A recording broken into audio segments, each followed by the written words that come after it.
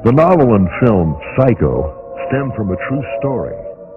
Author Robert Bloch lived not far from the rural Wisconsin crime scene. In his novel, timid Norman Bates has murdered his mother, keeping the corpse around for company. A generation later, the Texas Chainsaw Massacre wove another version of the tale. What happened was true. The most bizarre and brutal series of crimes in America. A family of unemployed butchers lures travelers into their den of horror, an isolated farmhouse filled with the remnants of past visitors. One of the lunatics, Leatherface, wears a mask made of human skin and prefers women's clothes. The Texas Chainsaw Massacre. After you stop screaming.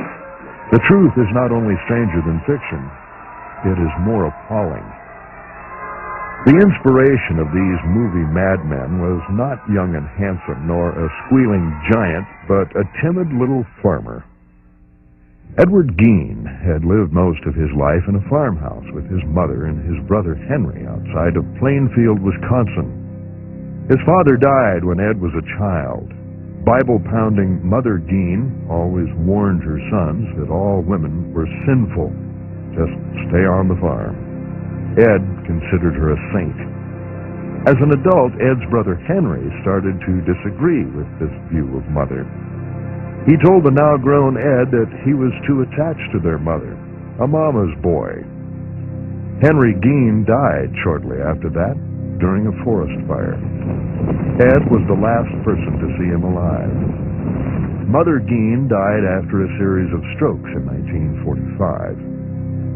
Ed sealed off her bedroom and the parlor as a weird shrine, living only in his kitchen and his bedroom, immersing himself in books about anatomy, Nazi atrocities, South Sea Island cannibals, and true crime stories. A government subsidy meant he no longer had to tend the farm. Occasionally, he hired himself out to his neighbors. Some of Plainfield's 700 other residents called him Weird Ed. He would give them a funny smile at odd times, but nobody paid much attention to the harmless 5'5" farmer.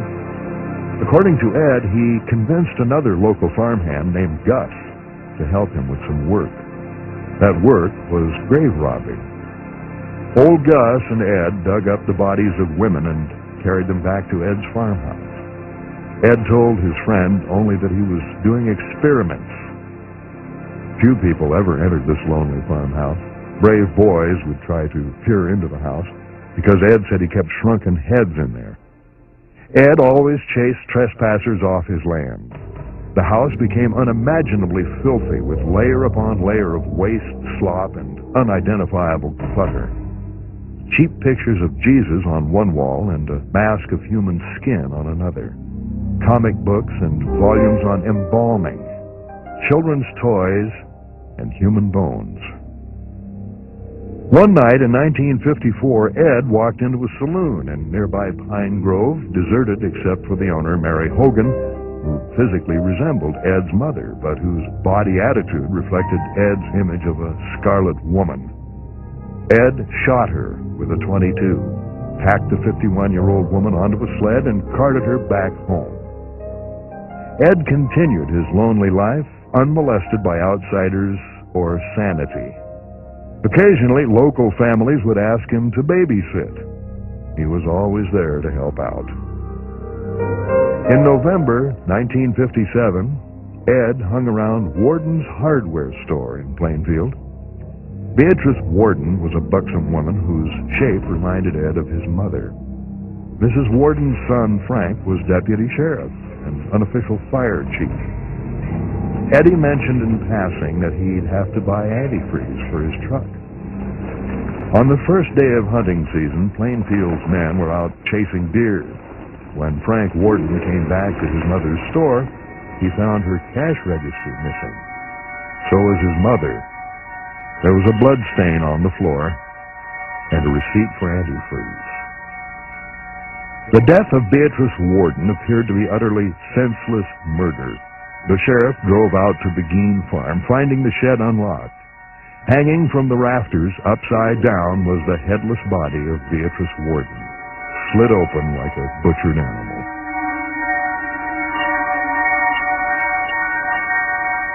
Gein quietly went into custody, and the full horror of his house came to light. Investigators prowled through the rooms of the filthy Gein home. On the stove was a fresh human heart in a pot, ready to be cooked and eaten. The tops of skulls were hollowed out, used for drinking bowls like the ancient Vikings. Human organs were kept in the icebox. Furniture had been reupholstered with human skin.